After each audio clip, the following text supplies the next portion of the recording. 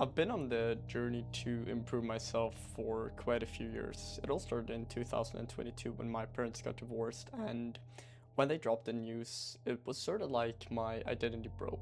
And since that point, I've really been trying to cope with personal development. And one of the reasons that I'm making this video is because when you try to improve yourself, once you embrace a pattern of growth in all areas of your life, what happens is that you realize most people, first of all, they genuinely don't care, and second of all, it takes a whole lot more than you think. It really does suck in order for you to improve your life. And for me personally, this has manifested in many ways. Going through pain, going through resistance has become my new standard, and it's something that I'm learning to love even more and more. However, there's a great distinction for when you try to improve yourself and once you start to go through the resistance.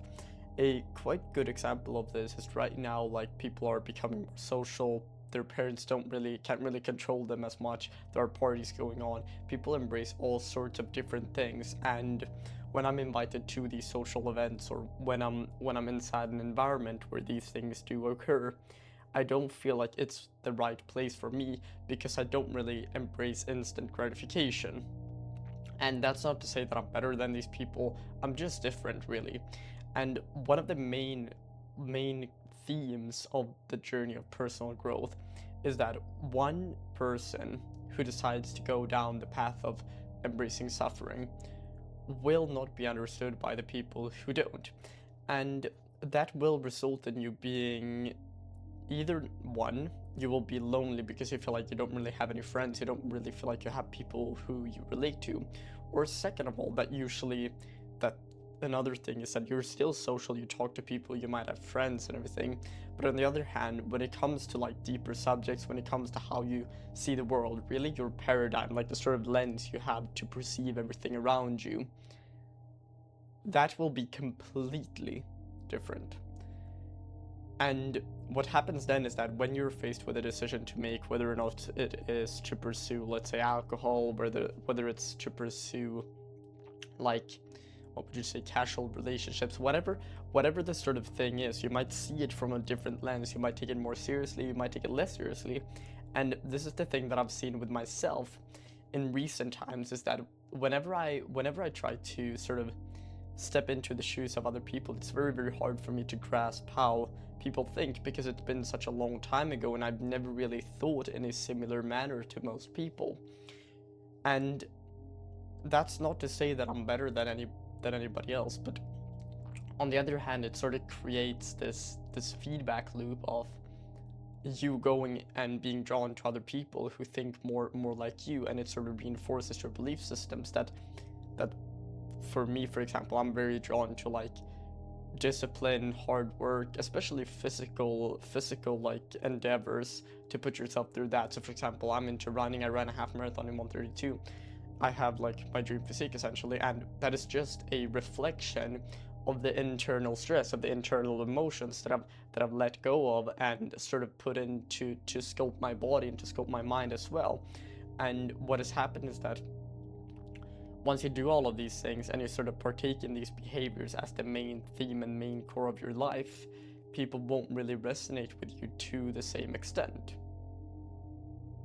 And I think that can feel extremely painful, because we are social beings. We want to sort of have this community in our life. We want people to sort of affirm the things that we're doing. So for example, a personal anecdote I can make is in like 2022, 2021, I would visualize my future and I would see myself in a couple years from now, basically where I'm at right now, like working hard, being disciplined, having a better physique, like just being more competent. Really, I usually have attained more knowledge than many people in a sort of broad range of subjects, and that's not to brag or anything. It's just a stark sort of fact about like what I do and what I take my time with. On the other hand, I have zero knowledge about things that maybe are relevant. For example, I have no idea what sort of like, I have no idea about movies. I don't know about any movie stars, like artists and things like that, because it genuinely doesn't interest me.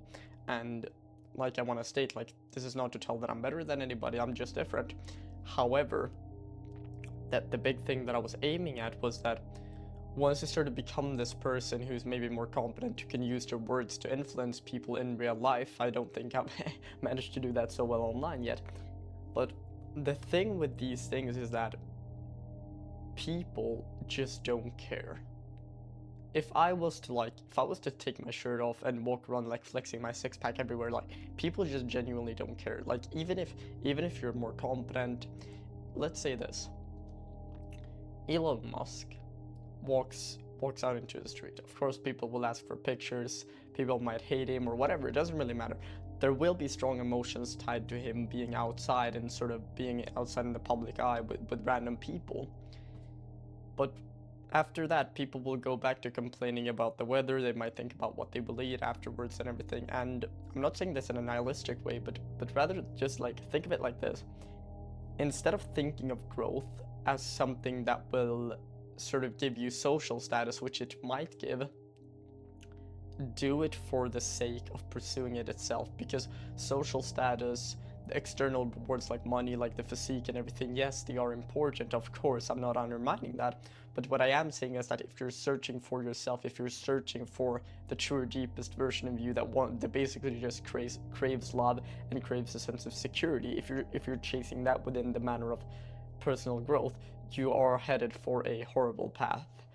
And I can tell you that from a personal experience. Like last summer, I was really, really down a bad trajectory because I was genuinely feeling like I didn't know what to do with my life, because all I was doing was just chasing external metrics, and I had sort of achieved some of that. So for example, I felt good financially, I felt good physically, I was sort of content in one way with where I was headed, but on the other hand, I felt completely empty and I was just super nihilistic, and I was like, this is just meaningless.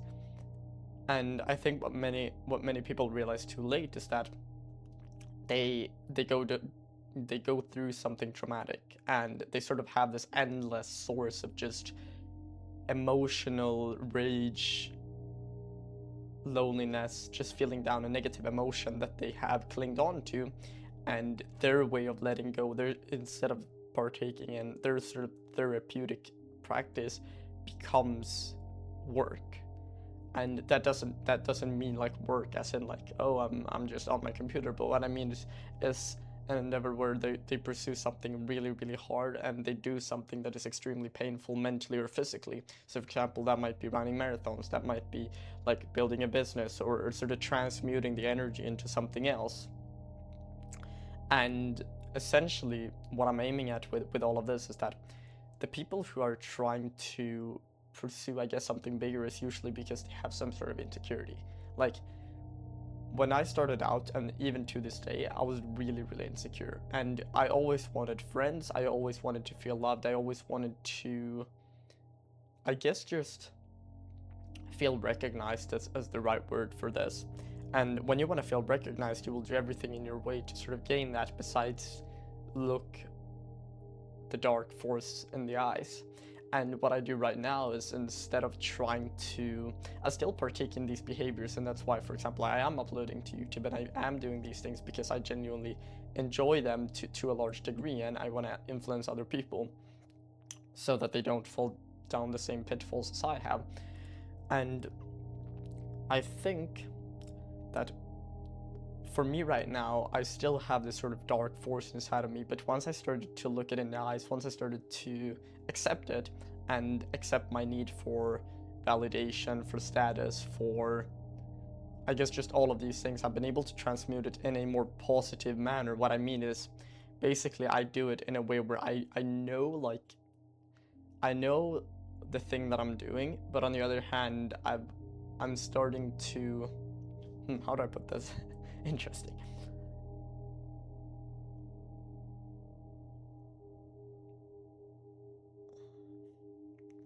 Yeah, so basically I am putting it in the way, instead of just pursuing it for the external thing when I've gotten to the goal, I genuinely enjoy each task. For example, this YouTube video, I have no idea if it's even gonna provide any value, but I genuinely enjoy just sitting down yapping to the camera with my horrible, like, built-in built-in like camera instead of using like my phone, which I can use, and I have my whiteboard over here, which I actually made a video on. I'm not sure if I'm gonna upload that, but the thing here is that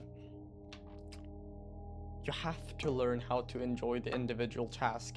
And I think for me personally, I genuinely do enjoy the sort of hard work and going through resistance and pain, and it really does suck to improve. Like I can attest to that 100%.